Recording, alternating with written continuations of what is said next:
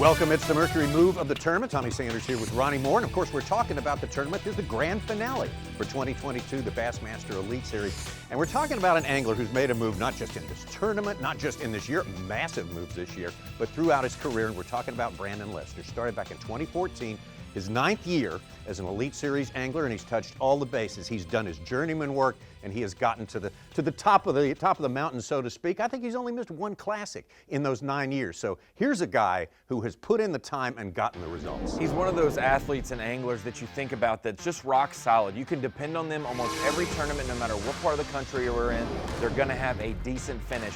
But the one thing, Tommy, he's lacked in his career, those wins, those big wins. And this year in 2022, he knocked out an Opens victory to start the season off, had a great season on the Elite Series, knocked out his first Elite title. And coming into the last event, he's the only angler in our field that had made every single day 3 cut. So you knew if you were Brandon Palaniuk in the AOY race, you had a little bit of a lead, but you could not slip up because Brandon Lester, he probably wasn't going to slip up either. And in the previous tournament, Lake Oahe, Brandon Palaniuk did exactly that. He slipped up a little bit. The window opened then for Brandon Lester, and he rose to the occasion in several different levels. We said that coming into the event, if someone was within 35 to 40 points of the AOY leader, it was very feasible to win Angler of the Year, even with the leader making the day 3 cut. You could finish 40th to 47th and still lose AOY, and Brandon Lester had that pressure on Brandon Palaniuk. And going into this event, obviously the Mississippi River, we knew it was going to be a great event because the weights are always so tight, but that's the scary thing.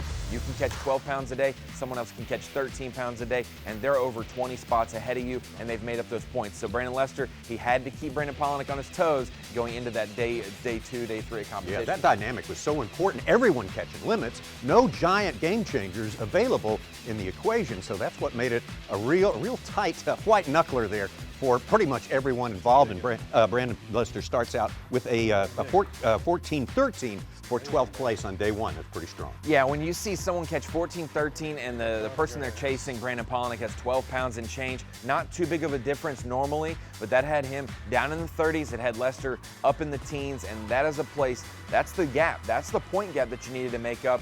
Brandon Lester, with the pattern that he had, we saw it on live. The first stop of the morning, catching numerous fish on top water, a couple different forms of it, schooling a little bit, and then able to transition out to different areas. And one thing that's good for Brandon Lester, he was able to keep the playing field in front of him. He didn't run too far from takeoff, so he had the full allotment of time to be able to catch these fish, and he could bounce around to a lot of different areas and check them without wasting too much time. Meanwhile, Brandon Palaniuk has to be where he is on that day, 35th or better, in order to clinch the title. That did not happen on day number 2. Day number 2, 13-9, super consistent for Brandon Lester, puts him 1 spot up in 11th place.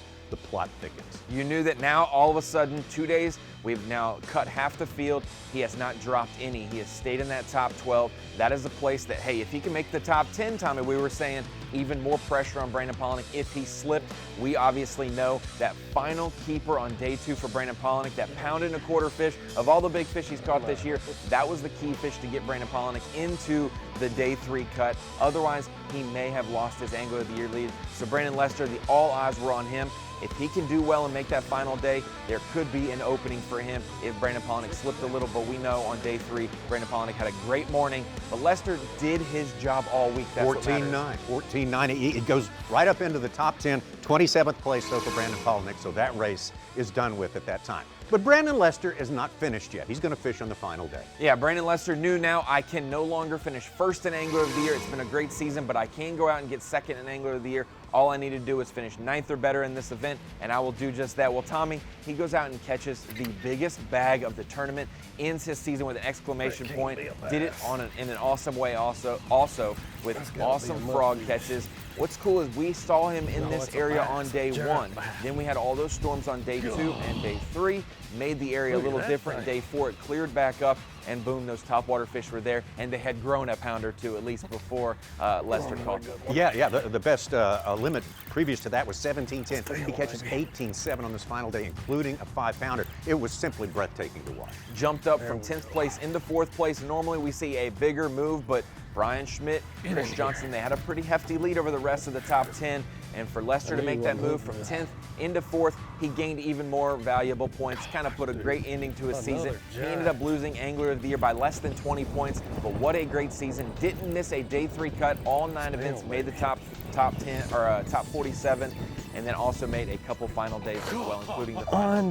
Great Mercury move of the tournament, a great move throughout his career for definitely a top-tier guy, Brandon Lester.